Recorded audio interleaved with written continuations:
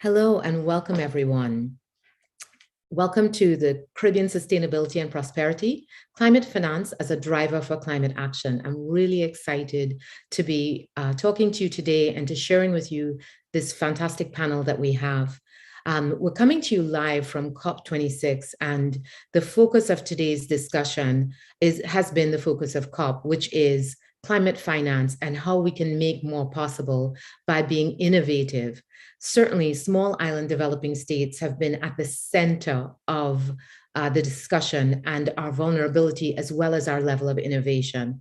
And so when talking about innovation, we immediately thought about the Clarins Foundation and the work that they've been doing. And so with that, I'd like to welcome you all to the discussion today. I'll ask you to, yes, please introduce yourselves in the chat and tell us what country you're from. And anything that you're hoping to gain out of today's discussion will be really, really helpful. We'll also ask you to ask any questions that you have in the Q&A. So if you have any questions, once we get to the end of the discussion, we will answer those in the Q&A section of the webinar. So with that, I'd like to introduce Justine Lucas. She is the director of the Clarins Foundation, doing absolutely amazing work across the region and across the globe. And so I'll ask her to just start by giving us some grounding in about the Clarins Foundation and what they are doing. Hi, Raquel. Thank you so much for having me. It's wonderful to be here with you all and with such a wonderful group of panelists. The Clarins Foundation was founded by Rihanna back in 2012. And the mission of our organization is to shift how the world responds to the effects of climate change through emergency preparedness and community resilience initiatives. Our work centers strategically on two pillars: climate resilience, which includes emergency response, and justice, and we focus on the Caribbean. The primary vehicle for this work is the Climate Resilience Initiative, which is focused on essentially what we all here are focused on: how can the Caribbean become a climate resilient zone that can be a model for the rest of the world. For us, this initiative is a multi-year pan-Caribbean initiative with an initial funding target of 25 million, which I wanted to bring up just because we were talking about financing. And we focus on specifically the climate resilience of critical facilities. So we, as a moderately sized nonprofit organization, we're looking at how can we contribute to the climate resilience of the Caribbean. Historically, we'd engaged in emergency response to natural disasters, which lots of nonprofits do. Obviously, the Caribbean is disproportionately affected by natural disasters, and we felt like we were part of a model that, was not moving the dial. Our founder is obviously incredibly innovative, and we were looking for how can we contribute to the broader climate resilience of the region? How can we support communities before disasters occur? And we zeroed in on critical facilities. So looking at health clinics, schools as shelters, communications mechanisms, and how can we help support communities before a disaster occurs? That is fantastic. So tell us about some of your projects, because I know we've been watching from the sidelines and we've really been in awe of your work and the focus of the foundation in that building of resilience across the region, especially as it relates to healthcare centers. And I'm seeing some really exciting guests joining us. Welcome to Therese and all of the others who are joining and saying hello in the chat. But thank you so much for joining us. But yes, Justine, please tell us about your work, because we're really so. I think the importance of having this conversation, especially with you, is that, at COP, we're talking about, the 100 billion that the developing world has promised needs to be mobilized.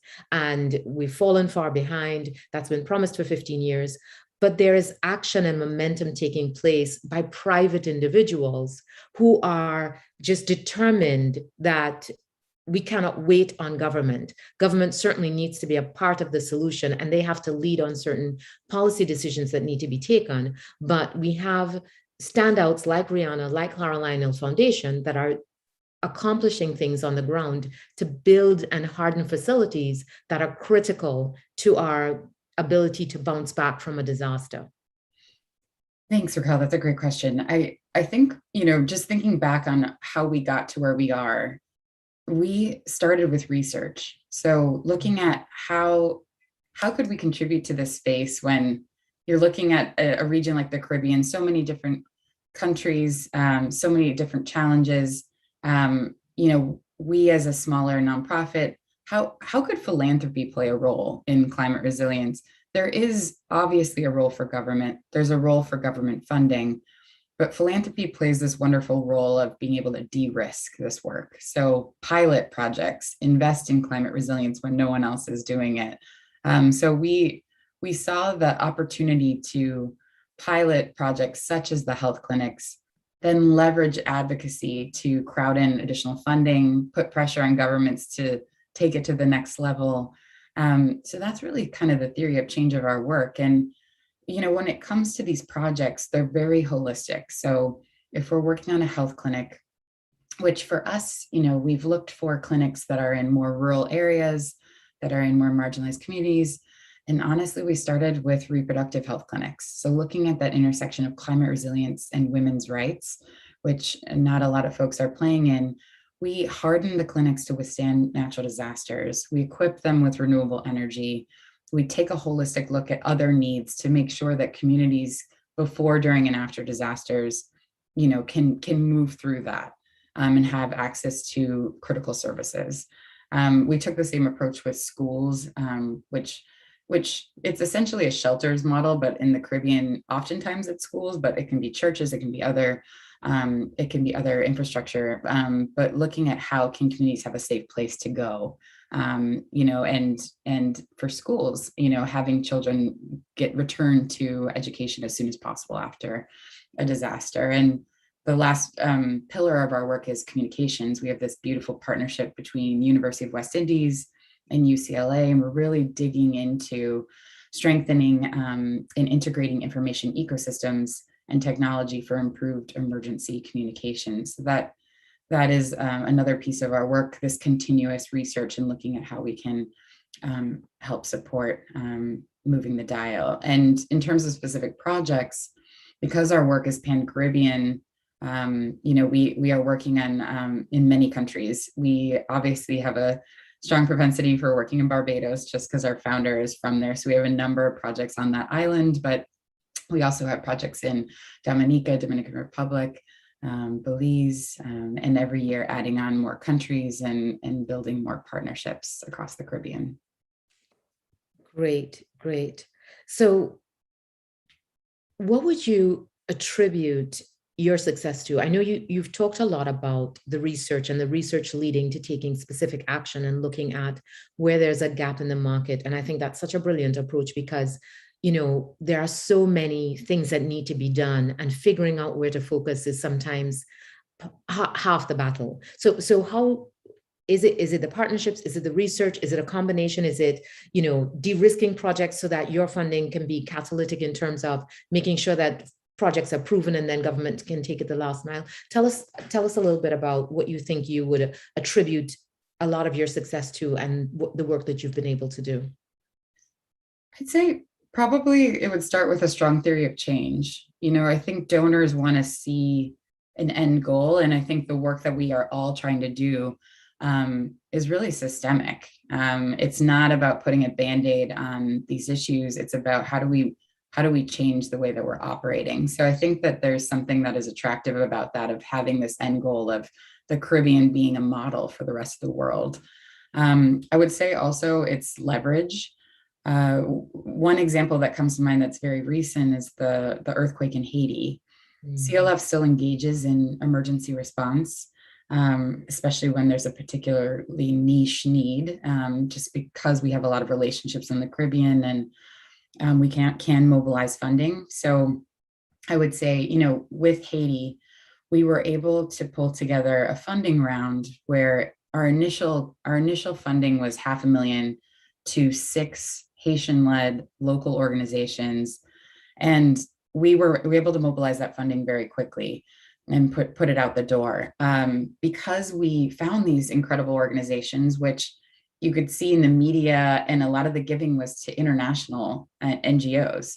Given the historic context of Haiti, we felt passionately about listening locally and finding organizations that were already on the ground And because we were able to mobilize the funding and find this wonderful group of organizations, we were able to leverage that.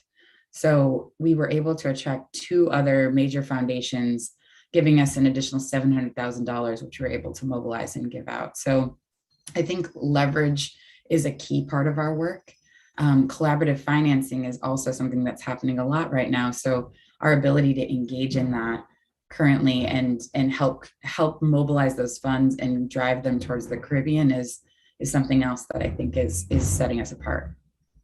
Yeah. So how do you, and I think it's such an interesting point about talking about the difference between, avoiding disasters and loss and focusing on, responding to disasters, because there's a need for both. How do you balance both things and determine, because, we're all in a situation where there are finite resources. So how do we decide, okay, we're only going to focus on emergency response, and doing that is at the expense of avoiding disaster by being more resilient. And then, focusing on avoiding disaster is at the expense of emergency response, which is, there is an immediate need. How do you decide on, how to focus in that way?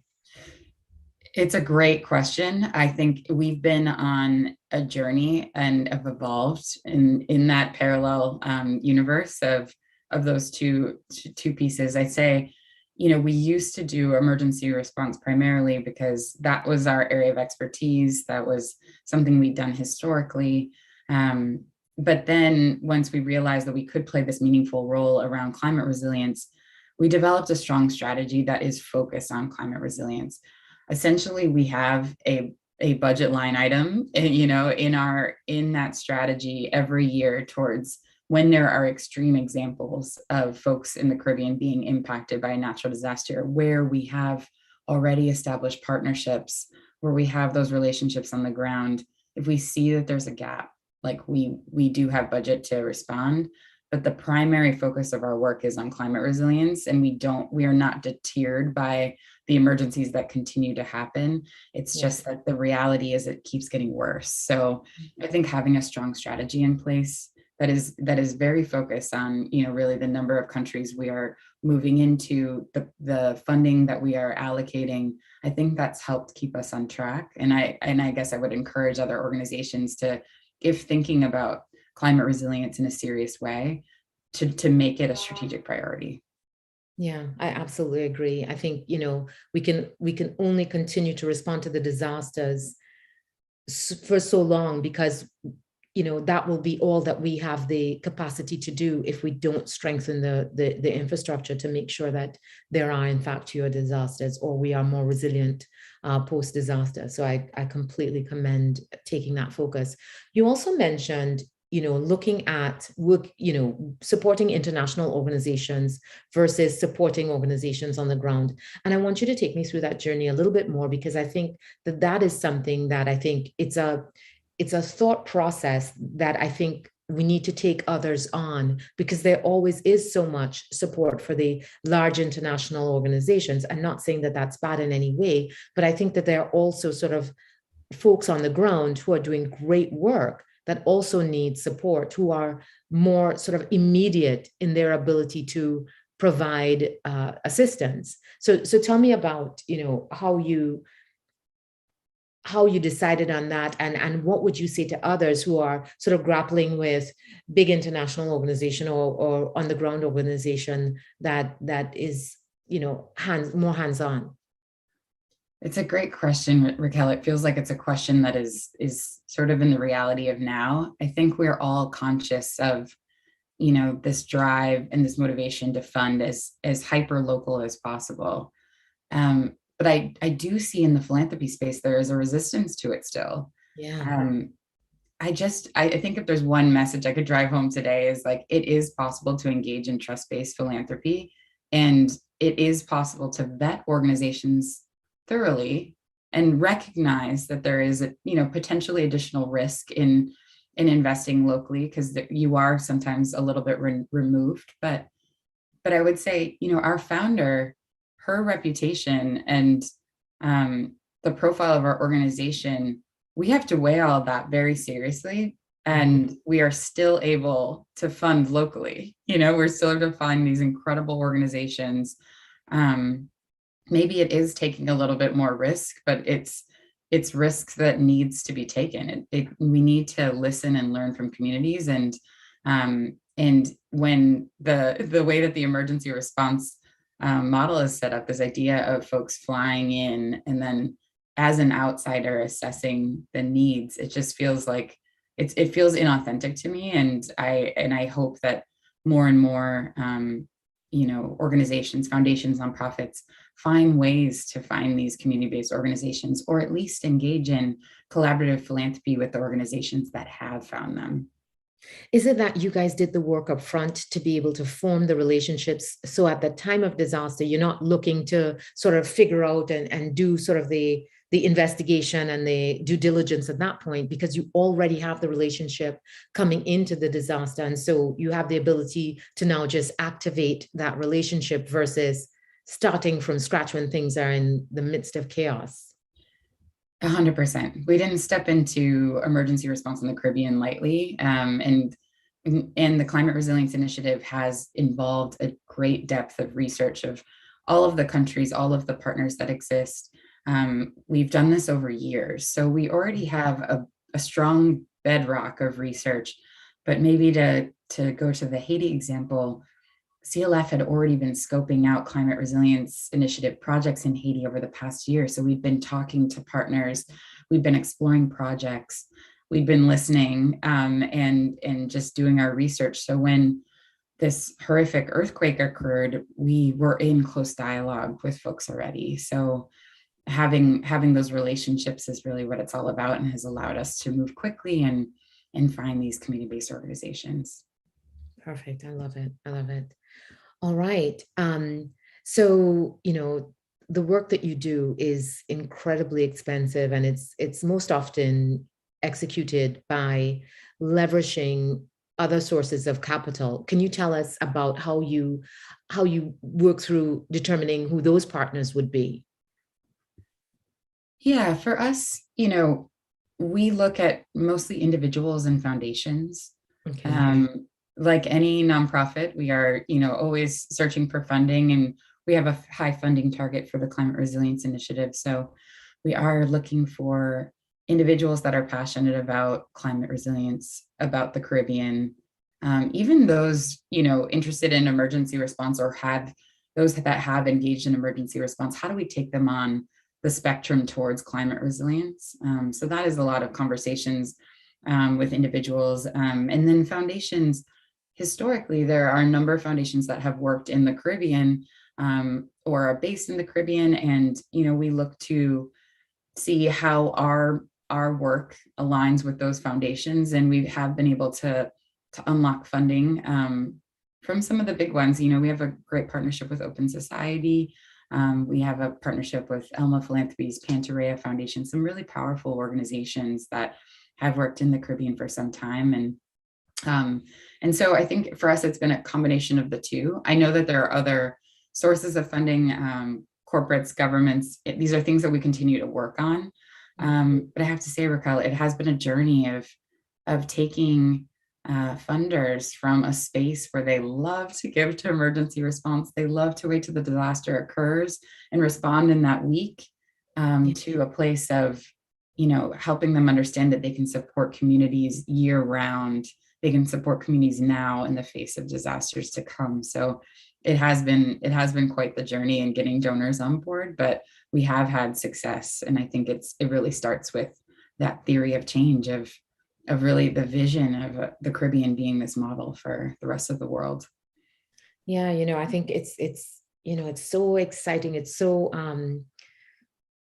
tempting to just be involved in emergency response, but then it's a spiral to nowhere, because then that's all we'll ever get done. And so I really think that your work is an example of so many other foundations to follow, and that's what we'd like to see: a lot more focus on building our resilience and using innovative capital in doing that. So speaking of innovative capital, I would imagine that you use a lot of other philanthropic funding and grant funding. Is there any other kind of funding that you mobilize through your work? I think the only other thing I would highlight besides individuals and foundations is the importance of advocacy. So we having a voice as a founder, we're able to engage in advocacy towards governments.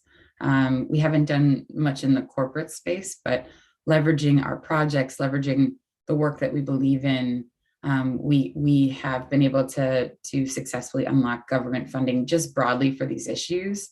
So I think that there's a role to play for that. I'd also say, we have incredible partners.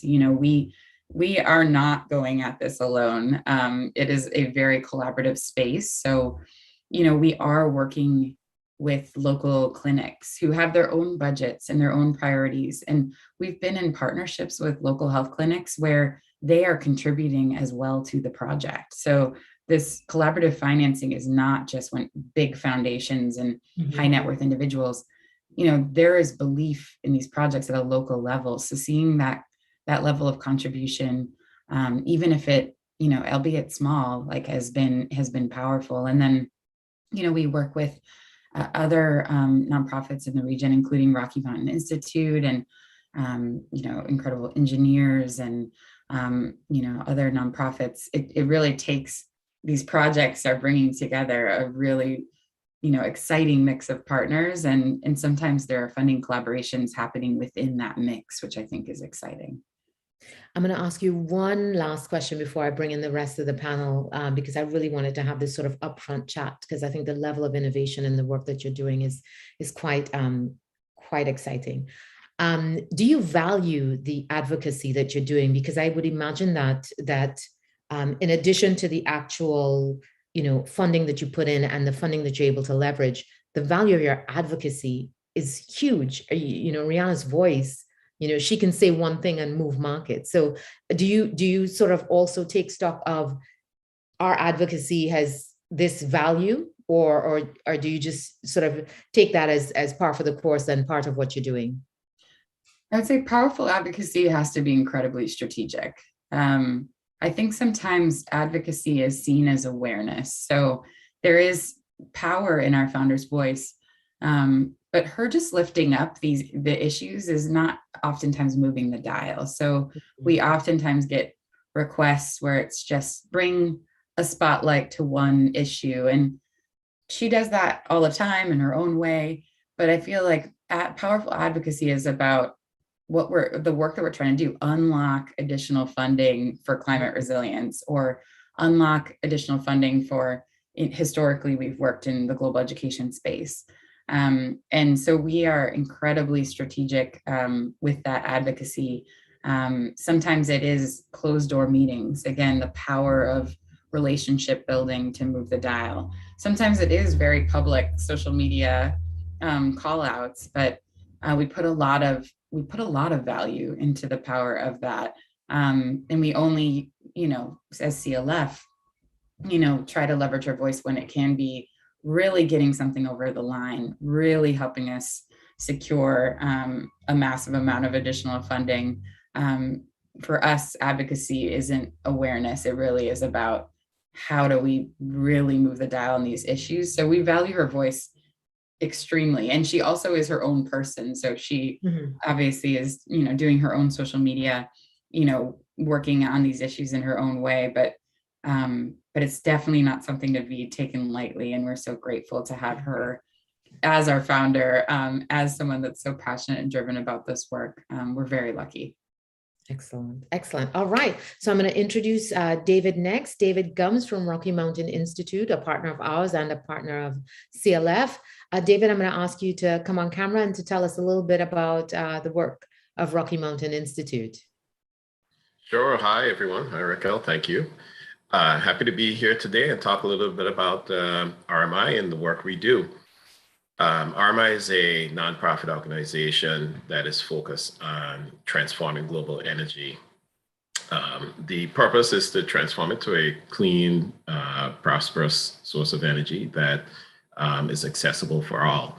And at the end of the day, what that translates to is some of the very specific work I do And that work, I am a director of our Islands Energy Program. So we focus much of our work in the Caribbean Basin, and that work is working, partnering with a number of entities, private sector, government, and philanthropic organizations, and other players in this space to advance the sort of common cause, which is to make our world a better place for all of us to live and have a cleaner source of energy generation.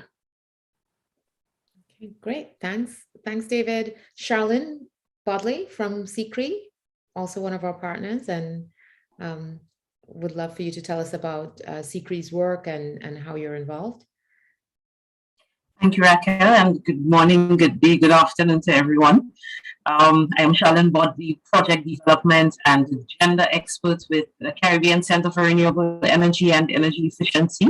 The center was formally established and became operational in May of 2018. So we may be considered sort of the new kids on the block, but by no means is that an indication of the power of the center and the role that it will play in transitioning the energy sector in our Caribbean region. In fact, the CCRI is the implementation hub, and to date, the only organization solely responsible for implementation of sustainable energy and that transition. And like David said, at the end of all of that, and very fresh and very present in everything that we do, is our impact on the lives of our Caribbean people. And we want to achieve that through climate resilient, affordable, and sustainable energy supply throughout our region. Our work is incorporated through 7 strategic program areas.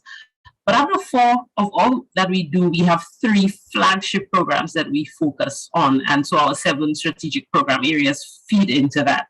And these 3 include our IRRPs, that is our integrated resource and resilience planning, and of course planning within the energy sector, especially now to include the parameters of resilience to ensure that as we transition, that countries are able to account for vulnerabilities in these large investments that we're trying to encourage, that parameter is taken into account.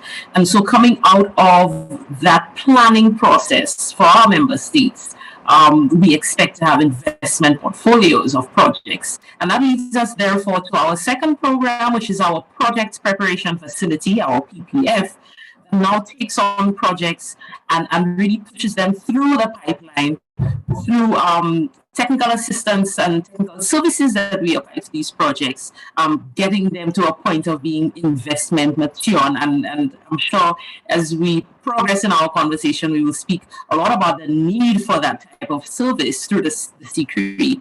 And lastly, our third star program, I would say, is our CEKH, and that is our CARICOM Energy Knowledge Hub that serves as a data repository and a platform that we can have an exchange of knowledge and best practices, etc. So these 3 programs put together, incorporating also our other 7 strategic program areas, really is what we use as our model to serve our region and to transition our energy sector. All right, great. Thank you so much, Charlene. And then Ray, if you could please introduce yourself. So the accelerator just launched its financial advisory committee.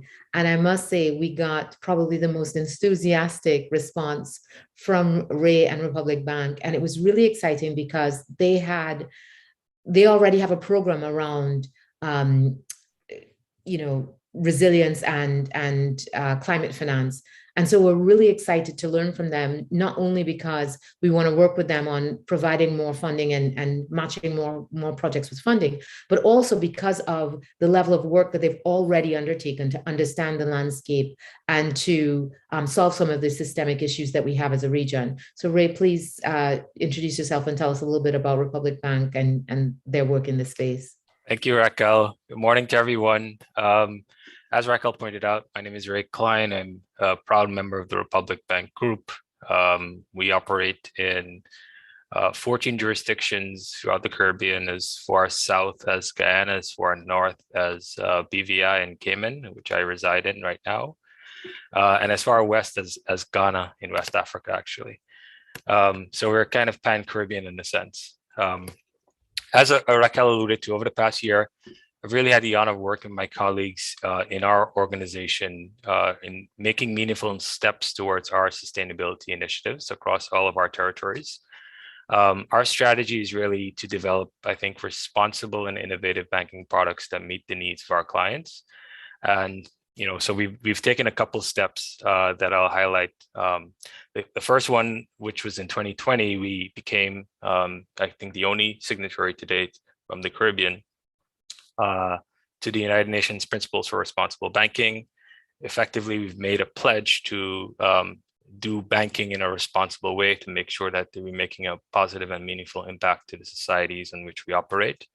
And then in April of 2021, we joined a group of global banks in founding the Net Zero Banking Alliance.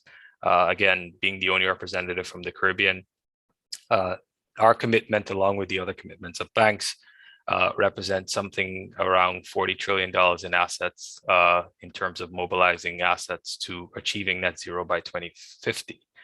And then subsequent to that, in June, we announced our own ambitious climate finance goal, which is really geared towards financing activities that reduce the impacts of climate, really in the jurisdictions in which we operate, but really everywhere in the world.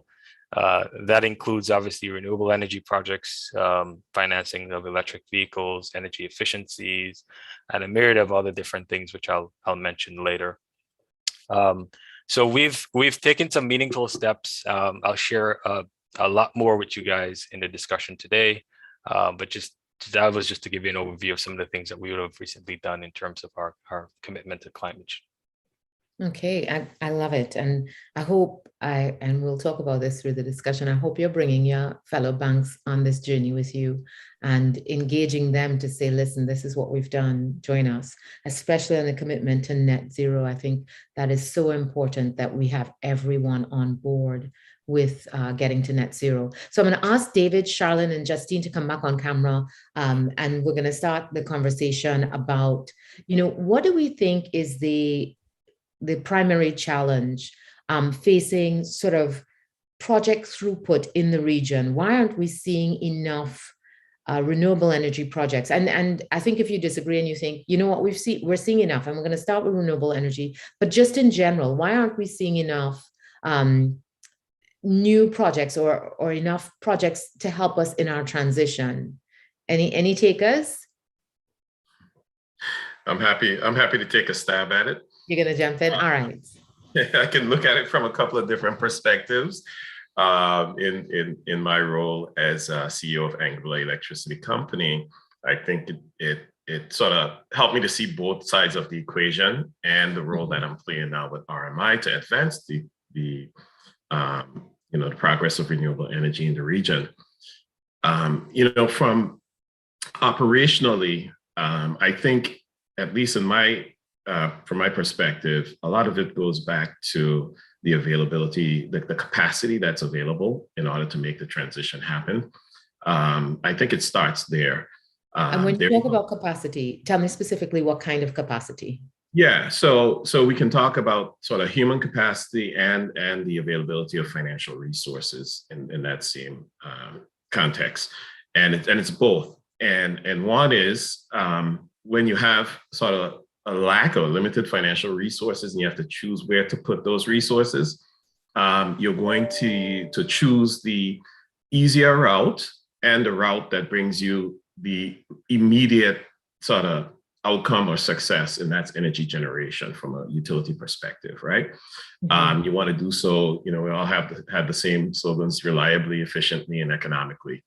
But at the end of the day, doing it the way we did and do still in the region has significant impact on our lives. All right, we're contributing to impacting the health of us and our citizens, ourselves, and we're contributing to the damage to the larger climate.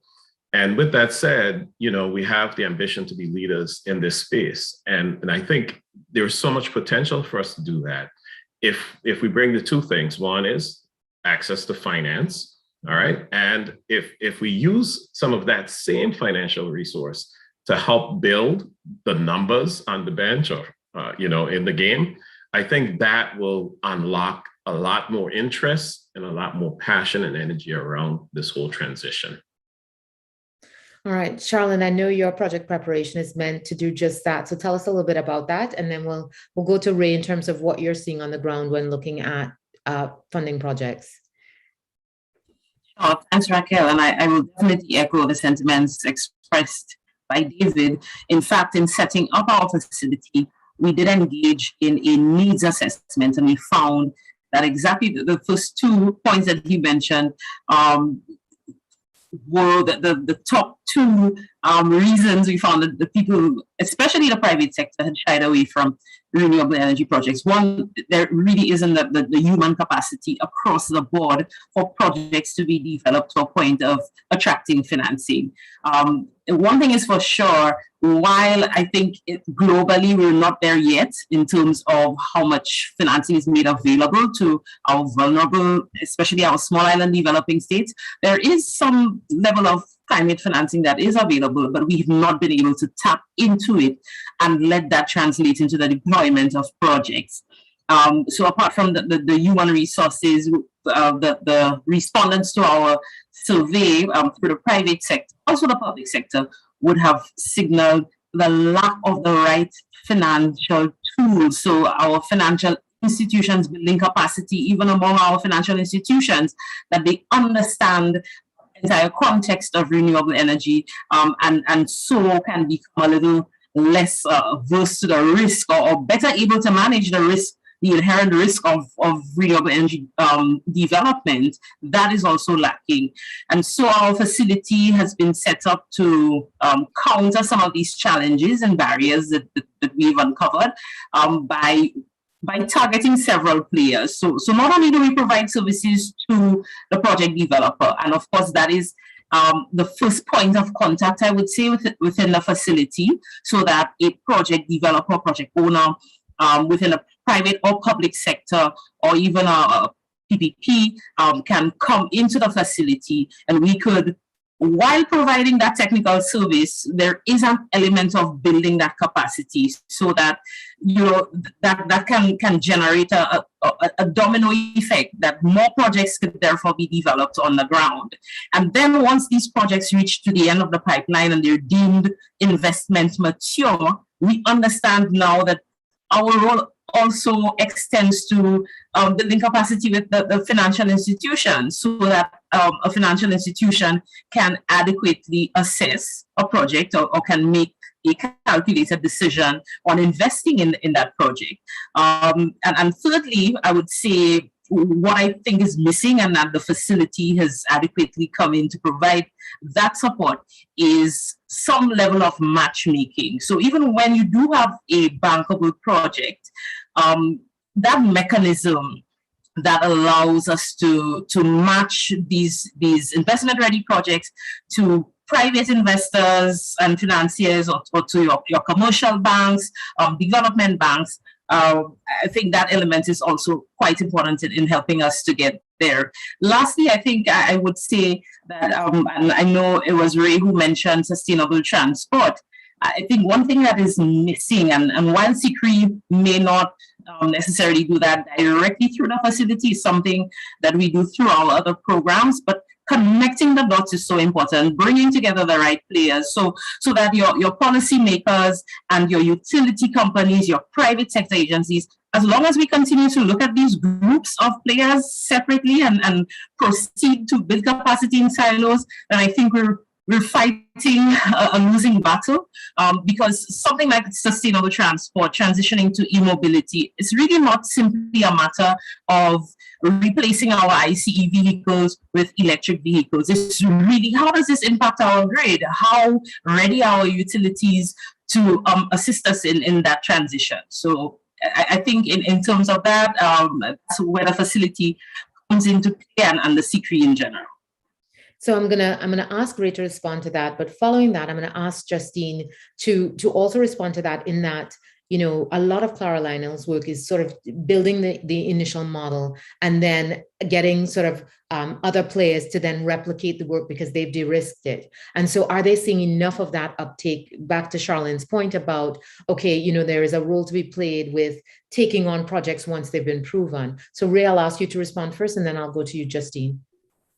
Yeah, so thanks, Raquel. I think one of the important things to note in terms of our experience so far, yeah, we've seen obviously a decrease in the activity in the renewable energy space, but let's not forget, I think that the last 2 years or year and a half has not been anything that I've witnessed in my lifetime. So I think, you know, it's difficult for me to kind of really place all the blame, I suppose, on the Caribbean at this particular point where there were a lot of external factors obviously dictating some of the deal flow that we've been seeing. And it's not just in the renewable energy space, we've also seen it across all other sectors. Just activity as a whole is down. One of the things that I think we could do, and I'm happy to kind of match Charlene's activities or projects with debt financing. You know, I mentioned before we have a specific goal, but one of the things I think that we haven't really been seeing in the region is, or we haven't been doing well, is learning from the examples that are actually, you know, we could effectively replicate. In my view, Barbados is the example.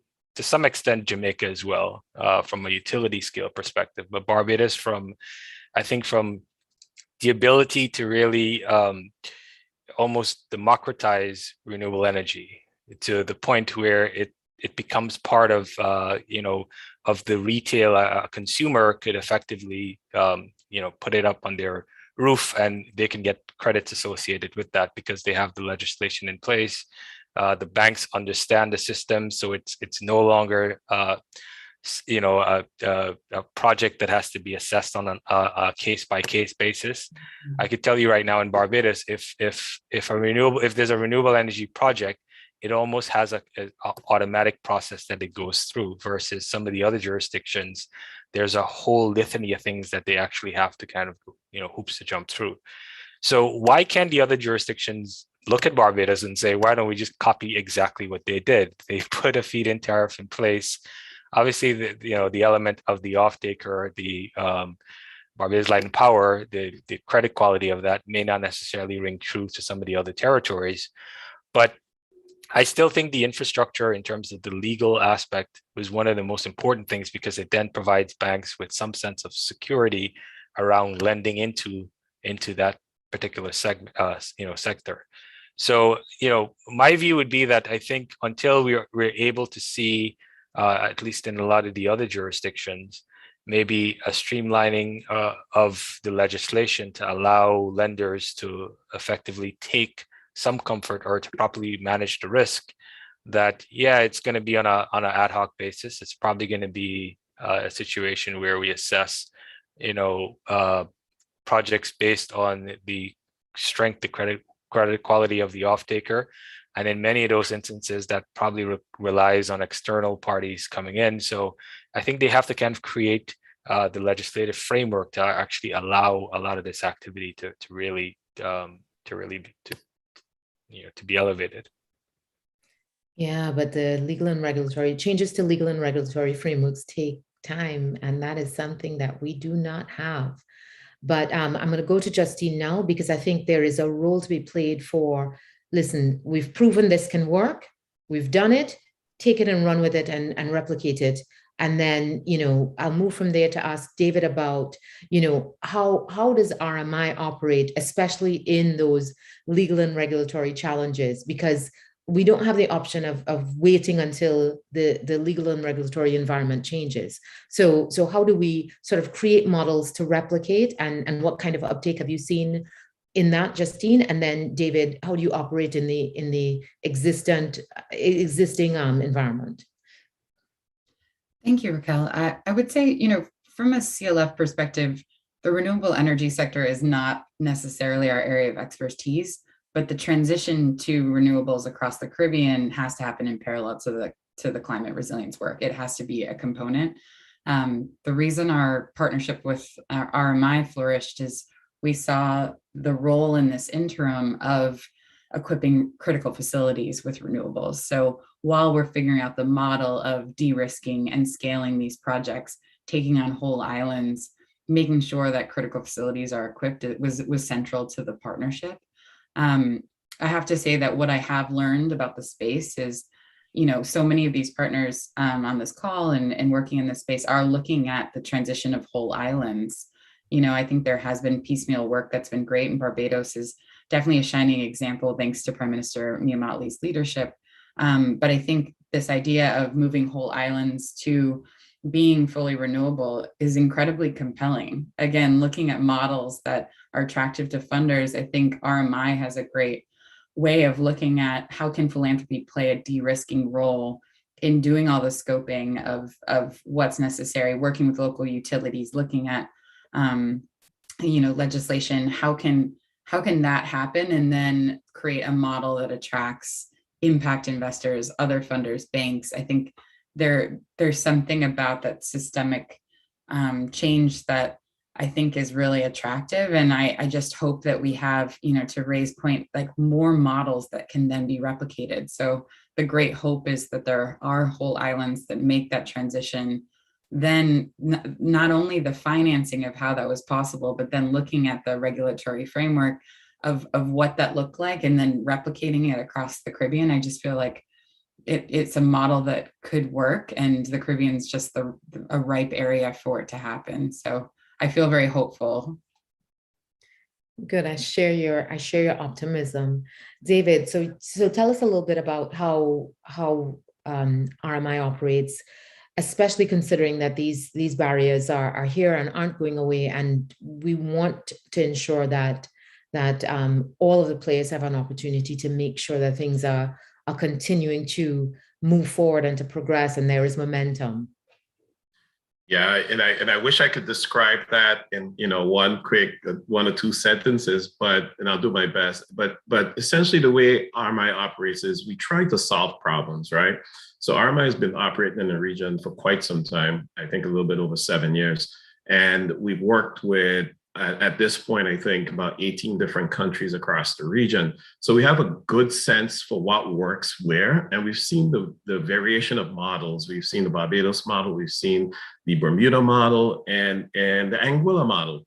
And they all differ so significantly. And you heard some of the models discussed earlier. So what we try to basically understand when we go into a country is we try to understand the existing environment, and we meet that environment, we meet the people where they are, and we try to find solutions. And things vary from country to country, but I'll explain it this way and maybe give a couple of examples. In Bermuda, we do a lot of work in Bermuda, both in the electricity transformation and also in the vehicle transformation, transition into EVs. And we help to basically identify the challenges and the barriers and de-risk and mitigate those challenges as we move along through the process. Sometimes it takes a longer time, but sometimes we have a lot of early successes. An example of that would be if there's a particular regulatory change that needs to happen, we're not going to go and promote the change of the entire regulatory system. That takes a long time, as you expressed. We may look for certain particular clauses that could be inserted in the existing framework to enable the transition.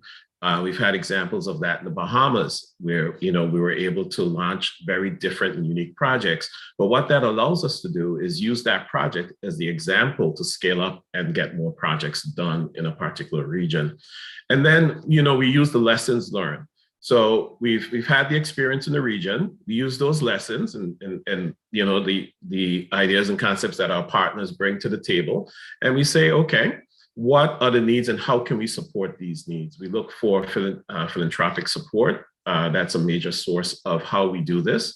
And then we also look for support from governments, and we look for support from partners, other philanthropy or not-for-profit or other entities that are in the same line of work or have a similar interest and goal. And we try to, leverage those resources to make impact. And one of the things that we do, for example, I described the capacity challenges on the operational side. Well, we see that as a challenge, and we now have launched a Energy Transition Academy.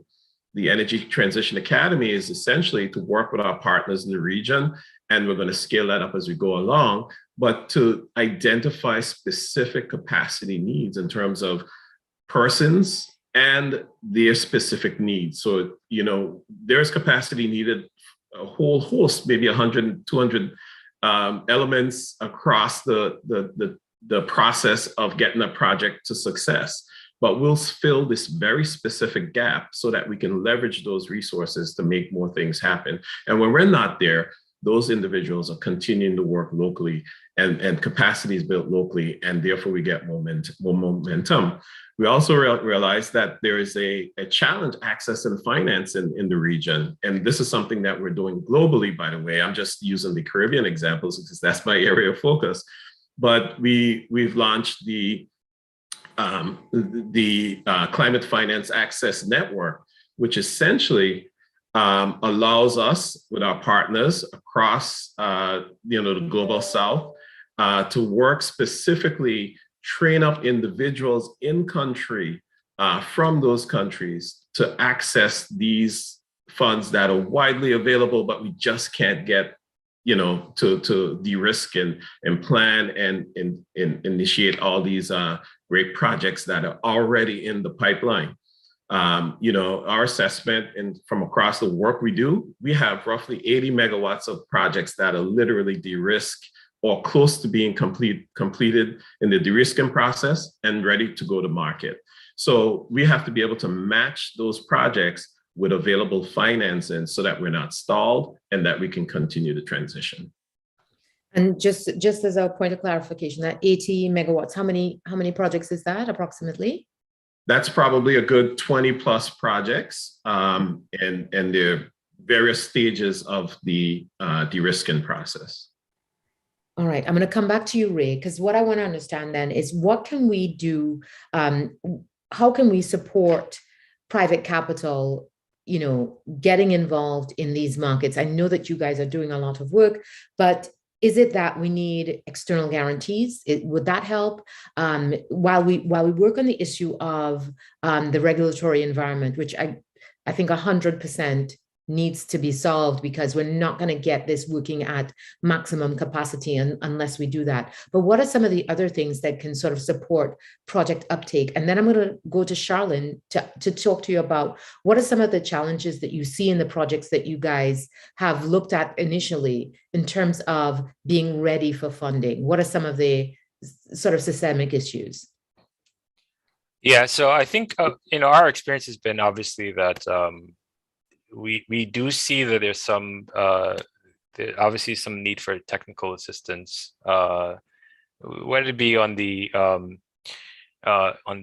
project developer side, really helping them to either piece together some of the analysis that needs to be farmed out to the lenders, or really to put together the structures. I think part of it is that there's some kind of capacity gap there.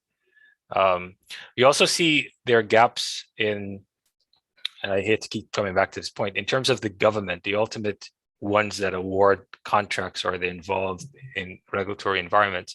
I don't know if it's maybe in their respective line ministries, if they have the adequate resources that are needed, but generally things take quite some time in terms of turning out any approvals that are required.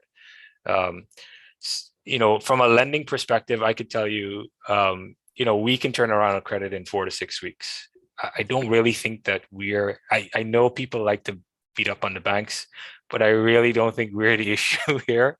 I think their pools, and I'm not just speaking from my own institution. I know I know some of my peers, Adam Carter at First Caribbean, is also looking at this space. I know some of the other institutions are looking at this space quite actively. So I know we have dedicated pools of funds really set aside for projects, but oftentimes the structure that ultimately is presented to us does present some challenges. External guarantees, again, we don't mind taking the risk. And what I've often found with many of these guarantees is that if effectively they will not guarantee against what we want them to guarantee. So it becomes this kind of silly thing. Like we're willing to take the risk and we don't want a guarantee for that. But we, in situations where we're not comfortable taking certain risks, I think that's really where some of those guarantees should play. But oftentimes they're much more conservative than we are. So it doesn't necessarily quite help us. So then maybe patient capital. So maybe you need, you need some investors that they have a long view on this industry, and they're very patient to kind of develop it through this life cycle. So maybe part of that is to see how we could maybe incentivize some of these other guys to really come into this space. Excellent. And no, when we did not bring you here to beat up on the banks, we brought you here to find solutions.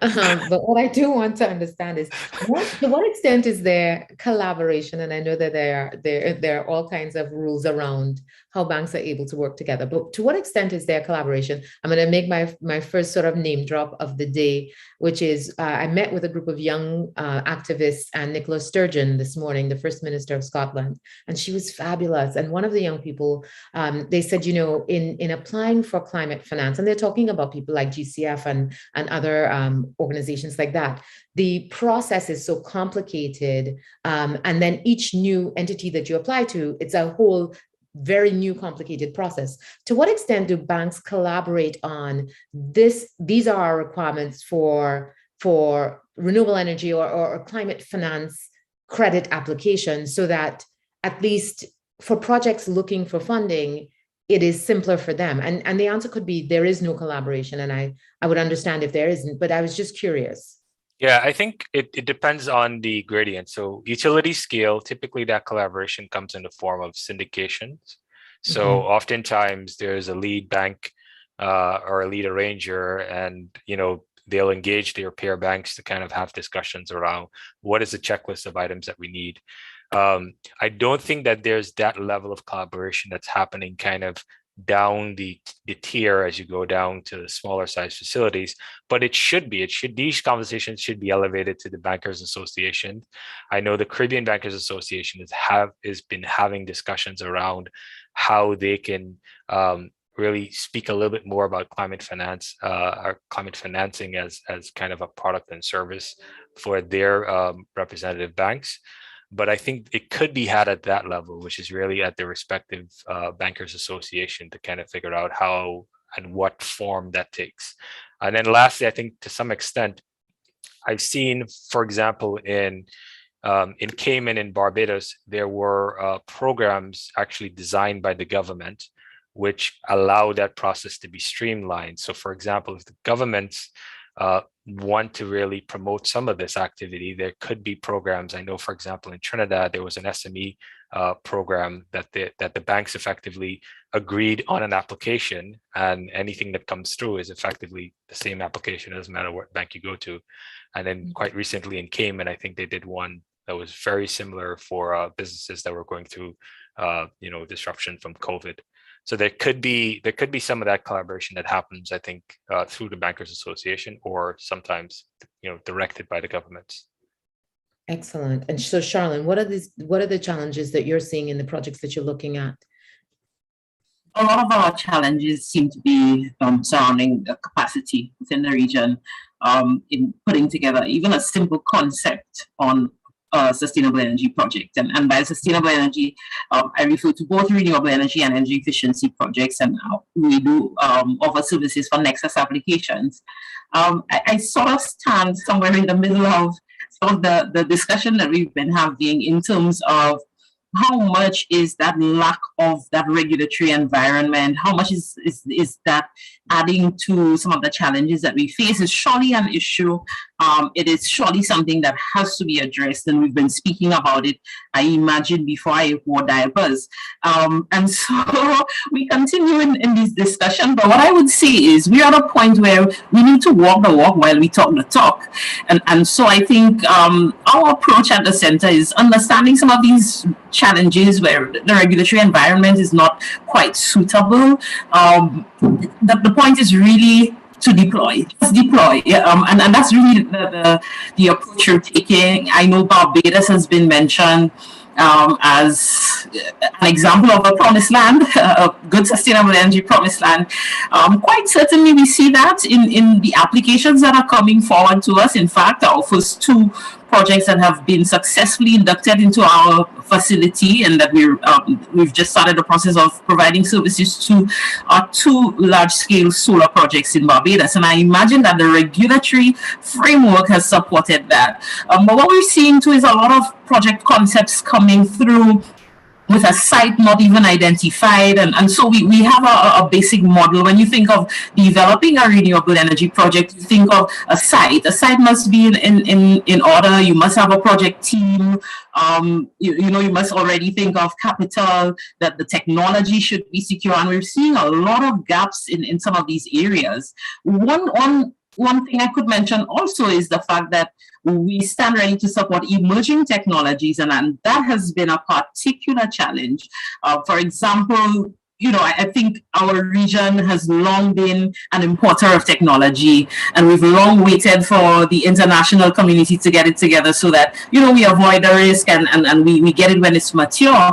But I mean, look at our resources. We have ocean technologies, and we must be able to develop these technologies way ahead of the curve. We cannot wait for the international community to get it right. And so again, I think an important piece of the puzzle, and instead of looking at it as a challenge, I would say rather it is, I pose this for us as sort of a blueprint moving forward, that we must bring the pieces together. We have regional universities. Our universities need to be part of developing the technology and encouraging innovation and removing some of these barriers. And until these things happen together, and again, I'm going to stress that I really do appreciate the conversations, and islands have long been developing strategies, and it's quite important. But with that, we really need to just simply start acting and start deploying in as much as we can. And so lastly, to close up this point, to get around some of these barriers, we have actually identified particular projects in various member states, large-scale projects that we are willing and ready to take from cradle to grave. So really from concept down to the kilowatt hour being generated. So we have quite a few exciting opportunities coming. I could just mention a few countries. We have Suriname, Antigua. I already mentioned Barbados, St. Lucia, Dominica, Belize, Guyana, and some of that is really connected to our planning process, so providing that IRRP support, which I guess, Raquel, we will get to in a minute. Yes, actually, I wanted, when you were talking about, you're seeing a lot of gaps in the projects that you're looking at, and, basic things like identifying the site, which you would think would be sort of easy. Do you think that part of the issue is access to information? And is that information that CCRI is now providing, or is it part of the application process versus just general information that you're publishing so that people are aware, listen, if you're going to prepare a project, you need these basic things sorted out? Luckily, as we established the facility, we left room for a validation period, and that really taught us a lot.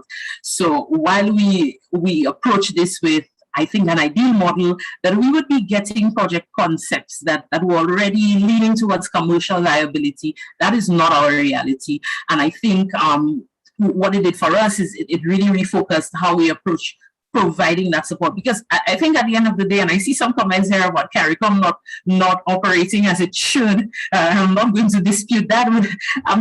What I'm here to say though is that, you know, we have come to the point, and I think C3 as a newer organization with a very high powered team, and you know, some youthful and energetic staff members, we do recognize that, you know, if one thing is not working, then we really need to make that change. And so while we first started with that aspirational design of getting a project that is already conceptualized, we do realize that we have some pivoting to do in terms of the support that we provide that seems to be of dire need. So there is that gap. I believe it is a lack of information. Yes, I believe there is information, but it is a matter of making it available in the right spaces, in the right format. And so our CARICOM Energy Knowledge Hub, for example, has come in to fill in that gap. And within that, we have tools embedded. For example, we are in the process of developing what we first started calling a green finance toolkit. But we're now thinking of changing that to a sustainable energy toolkit. So making, and we're also, we have on our agenda from early next year, the establishment of a help desk. So that help desk and some of these mechanisms will help to bridge that gap so that we can address even the basics of what does a project concept look like, and that a developer should at the least have the capacity to provide a basic concept that we could help take further down to the pipeline. That's a really interesting point. And we have already 24 questions in the Q&A, and I'm seeing a lot of questions coming up in the chat. The questions need, if you could please just port your questions over to the Q&A. The chat is just for you to discuss and to introduce yourselves. So if it's a question, we really need it in the Q&A. But I'm going to ask Justine, in your work, just to follow up on Charlene's point about providing information, to what extent do you guys provide the information about the replicability of the work that you're doing to help people to, again, to help people to move at scale and to learn from what you're doing? Great question, Raquel. We are creating toolkits. The toolkit around our reproductive health clinic projects is just complete. So for all of our projects, all the lessons learned, all the takeaways, we've co-developed them with the clinics. So their emergency response checklists, everything that's required around the renewable energy component of those projects. So those toolkits, we're finding the best way to share them. We're creating a portal on our website for the Climate Resilience Initiative where they will be available. We're happy to share them with anyone that's interested, but around all aspects of our initiative, we're creating publicly available toolkits because we are learning ourselves along the way. And I think it is really important to share that information. We're also grateful for the university partnerships that we have. So finding ways to take that to scale, I think, is an important piece as well. And University of West Indies has just launched, you know, a climate resilience institute, which they'll be providing portals and opportunity for shared information. And we're really excited to be a part of that. Excellent, excellent. All right. So I'm going to just ask David and Ray if there's anything else that you want to add to wrap up the conversation we've been having, because we're going to move to the Q&A now. And the questions are coming in fast and furious. A wide variety of questions, I might add. I'm seeing all sorts of things. But I'm delighted that people are having these various thoughts as we're having this conversation. So I'll go to David first and then to Ray, since you think we're beating up on the banks. Well, I was going to beat up on the banks a little bit. No, we're not going to get Ray to come back. And he was so enthusiastic. I really feel like there are lots of projects to be funded by Ray and the bank. Don't beat up on him. No, I won't. But I think we highlighted a lot of the challenges that are in the region. There are a lot of solutions out there. I agree with Charlene's point about we just have to take the steps that are necessary to make things happen. You know, breaking through the barriers is not easy. It's a learning curve for most of the institutions because it's been around a while, but it's still a relatively new market in terms of the energy sector and that transition. But there are solutions that are out there. There are islands that have demonstrated that these things can work. The one thing I would say is that, you know, talking about how we create processes that can be replicated. Well, that's what our goal and objective is, and we, we've done things like the energy transition playbook, how to get a project from start to finish. That's widely available and circulated on the web. We also have done like solar on the storm. So we do a lot of leadership in this space to make sure that we can share the learnings and all of the processes. We've done work on procurement and the electric vehicle transportation. There's so much information out there. So it's not a lack of information. I think we may have to help people get to the right information, but the information is there. I think it comes down to designing processes and systems that work together. And that's holistically, right? From the start, de-risking projects. We spend a lot of time in energy de-risking projects to get them through the pipeline, and then they're ready for financing. I think we need more collaboration. And there are a lot of ways we can do it. We got the blended finance opportunities that we ourselves are working on at RMI. We're partnering in Puerto Rico. We have a program that does works with commercial banks to bring them in early in the project phases so that they can understand exactly what the project risks are, so that they have more appetite to take on these projects. But a couple of things do need to happen. The cost of financing is too high in the region. It's just too high. It's not going to make these projects viable. So we need to bring that down. And we're trying to find a lot of different ways. And it's hard to pour out everything that we do here. I know there's probably a million things I'm missing, but the information is there. Tap into the knowledge that's out there. You can start by going to our website. You can start by reaching out to us, and we'll make sure to get you to the right places. Well, tell us the web address, and what I can commit to do on behalf of the accelerator is serve as the connective tissue and make sure that we link to your toolkit, Clarins. I think that would be really excellent for us to be able to provide greater access to that kind of information, but just generally, link to the knowledge hub that CCRI has, and certainly help to make sure that the information is as accessible as possible, because I think there is a great deal of information that's available. It's just that people are, I think, exhausted in trying to figure out what they need to do and where to find it. So if we can support that, that would be at least part of our contribution. So Ray. Yeah, I mean, look, one thing I will say is that I work for a president. The managing director for our organization is very action oriented. One of the things that it's one of his big pet peeves is people that talk and don't have action, right? So he's always basically kind of championed this mantra that this is not just something we're announcing. We have to go out and do things. We want to do things. We've put down some markers in terms of where we want to go. We know our North Star. We know that we're going to struggle to get there based on the current, the current framework, but we're putting in place a lot of steps to help us to get there. And to the extent that we can have at least a community that can support us with either the technical knowledge or effectively kind of showing us opportunities that allow us to really meet some of these goals that we've laid down. Happy to kind of really work with you guys in that way. I mean, David said something that was very, very important is, I think, get the bankers involved very early, because you don't want to go through your process and then effectively produce a paper, give it to them and say, well, you have 6 to 8 weeks to effectively turn around an approval.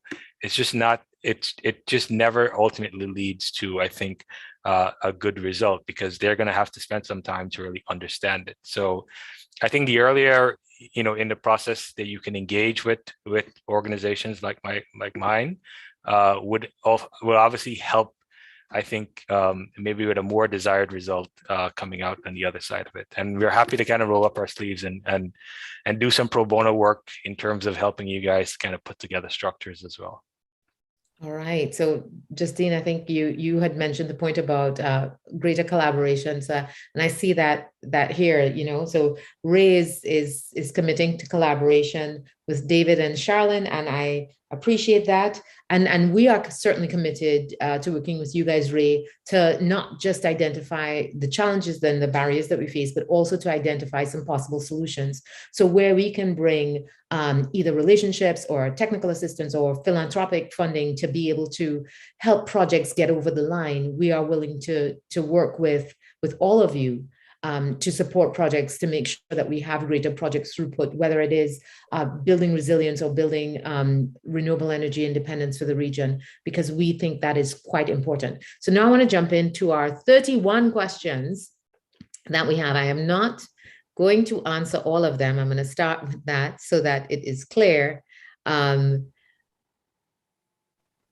Okay, so let me see. Where do we start? I'm going to start at the top. Oh, Mark, wonderful. So Mark's question is the impact of hurricane, and hi, Mark. The impact of Hurricane Maria on Dominica wiped out both electrical and telecommunications infrastructure.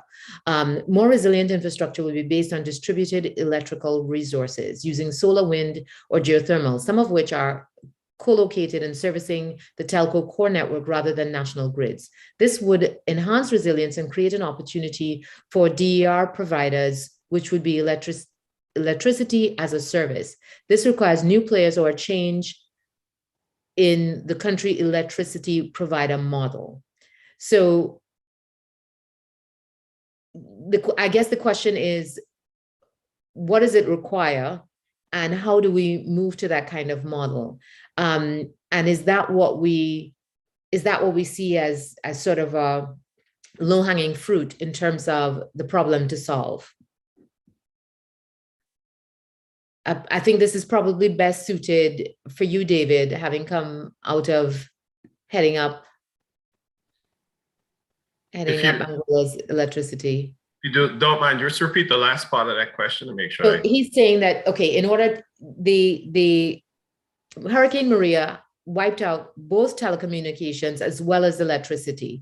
And in order to avoid something like that, to build resilience, there would need to be, new ways of establishing sort of distributed electrical resources using different kinds of technologies. And, whether taking this approach to saying, listen, we can't be both out of electricity and telecommunications.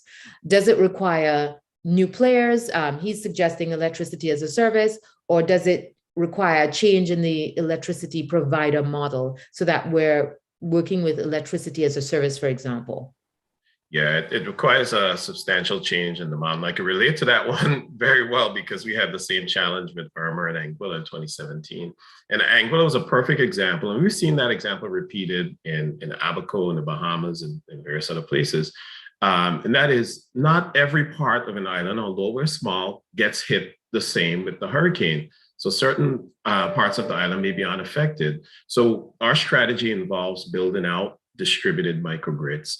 And Justine sort of spoke to it a little earlier in terms of the program that we've partnered on.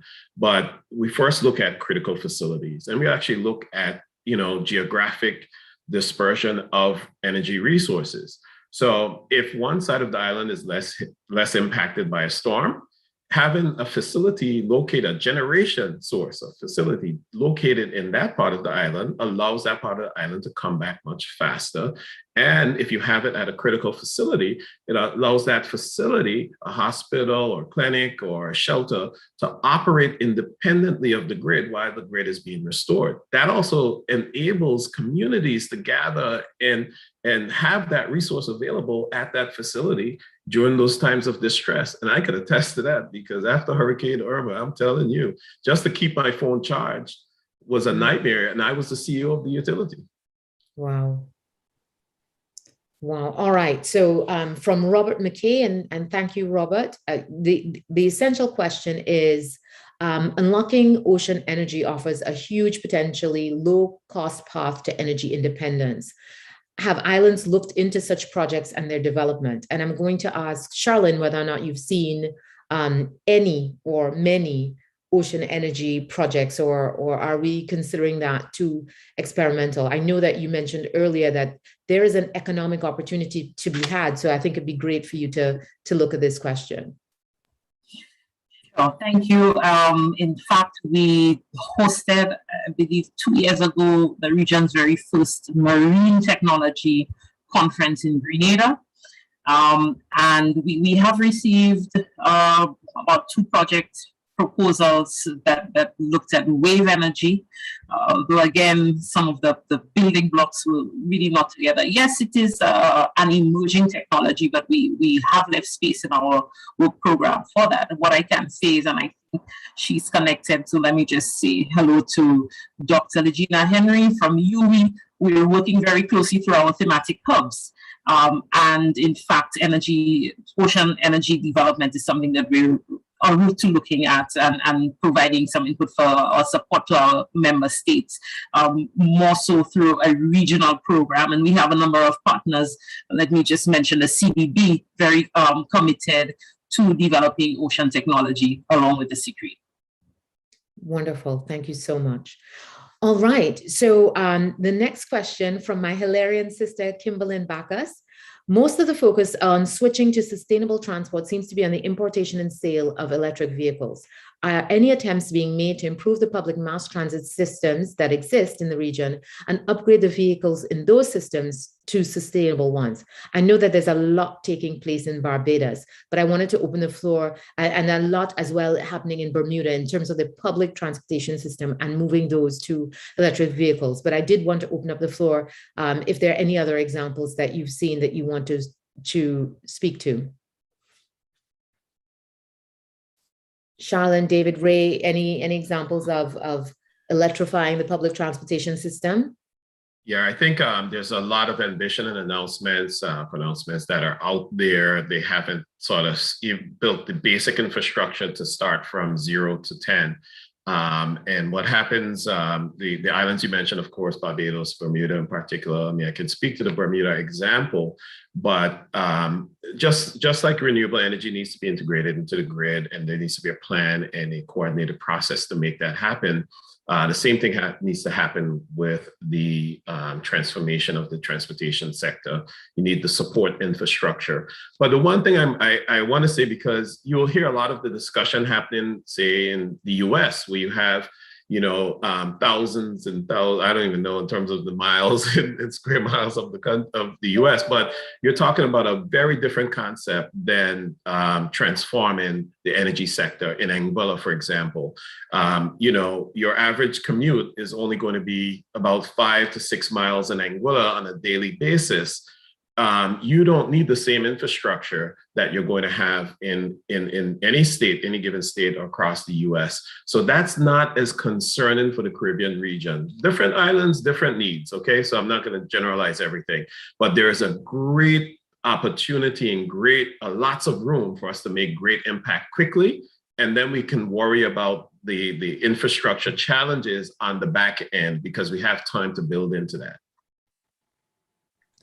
Raquel, I mean, if I could jump in, I won't talk about public transportation, but I could talk about, I think, one of the areas that we're looking at effectively affecting some change.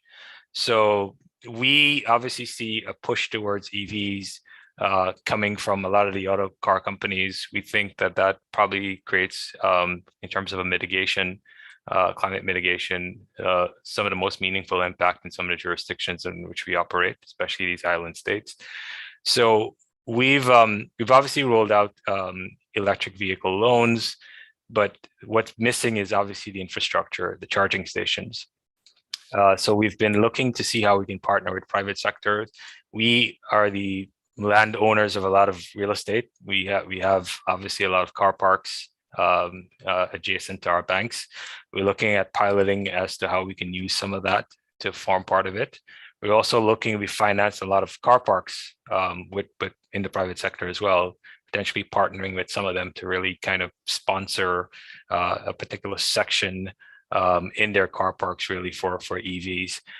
Because we think the infrastructure, and I was actually doing some research last week in terms of, like you need about one charging station for every 17 cars, I think is generally the benchmark that's used in Europe, which is obviously leading the way right now. So we're starting to look at how we can obviously increase the proportion of EVs that are coming into many of these jurisdictions. And then on the infrastructure side, actually finance the actual infrastructure through our clients, our private clients, and then potentially with some governments, primarily because obviously the key aspect to any charging station is going to be you have to collaborate with the utility to understand the specs and to make sure that it's done in a very safe way. So that's one of the ways that we're thinking about it from a private sector standpoint in terms of transportation. Okay, great. And we've been in a lot of conversations, Curacao, in terms of their rollout of their public charging model. I think it's been really innovative. We would love to introduce you to talk about their model, because they have quite an extensive vehicle charging infrastructure, and they don't have very many electric cars, but they are being, proactive in terms of by having the charging stations built and how they're doing that. So we'd be happy to introduce you to those guys. Justine, we've had quite a few questions come in for you from the beginning, but I'm just getting down to that now. And so one of the questions is, what impact investment models have you looked into, and have you guys explored impact investment at all in your models? And that question is from Rick Warner, my task force brother.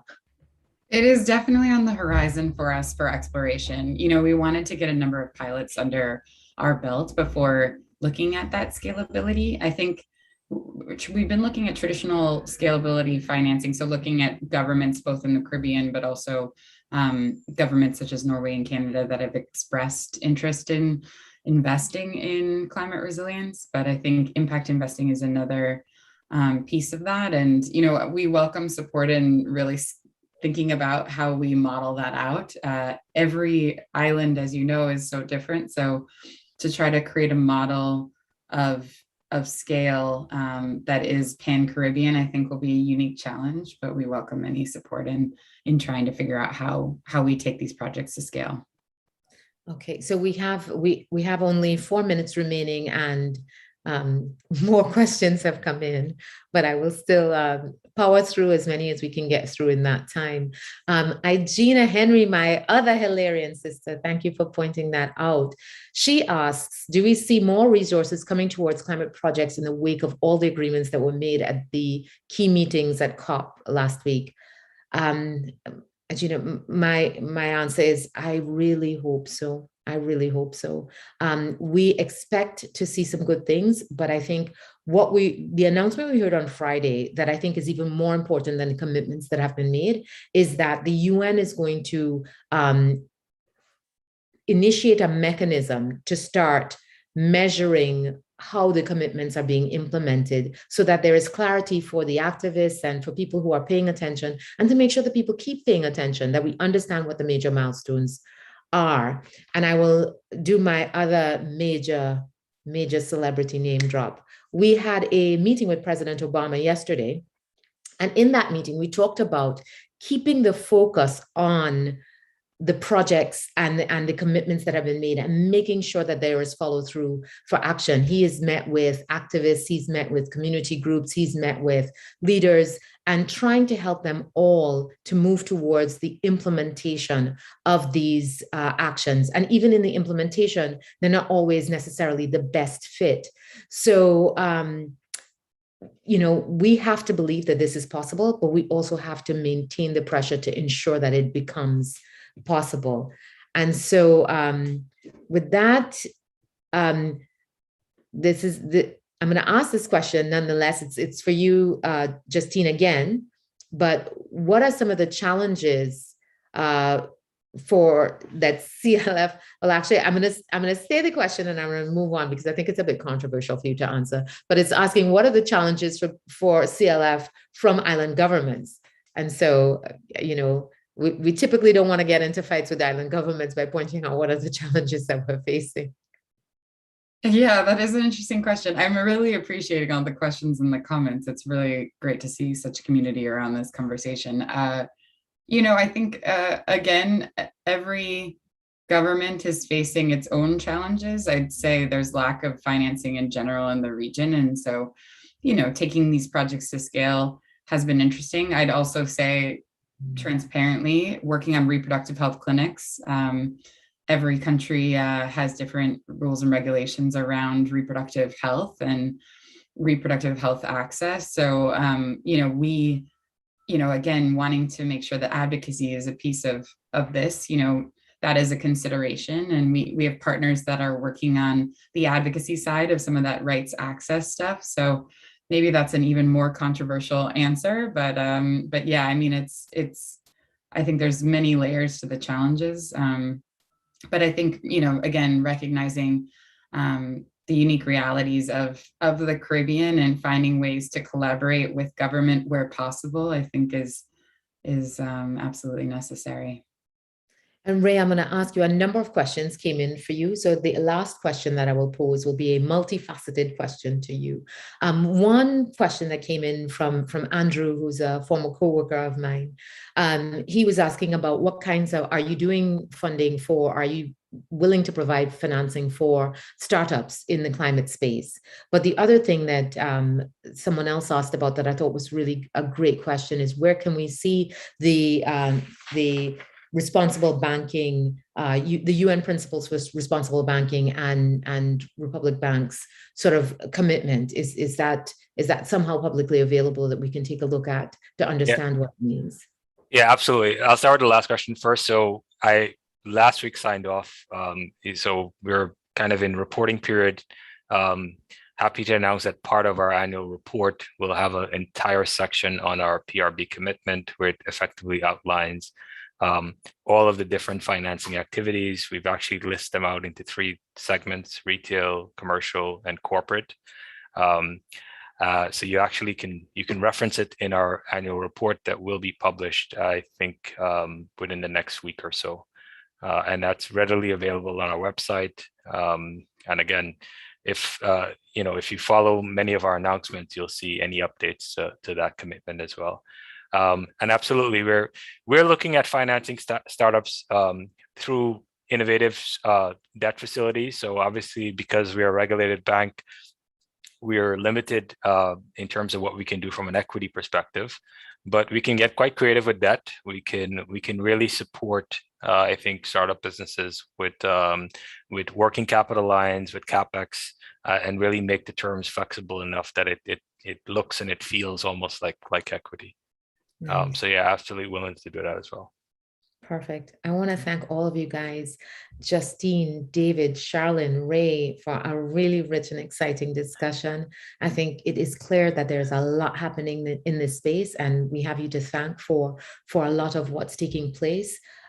We support your work. I know that there are a lot of questions. I'm going to find out from Christian whether we can sort of download those questions and answer them over the course of the next week on social media, so that we're at least responding to all of the inquiries that have come in. But I really, really thank you. And we are committed to making things happen and increasing the momentum. And certainly by highlighting your work, I think we have a great chance of doing that. So thank you all so very, very much for joining us in this discussion, and our panelists for joining us on this panel. I really appreciated it. Thanks so much. Thank you. Thanks, Raquel.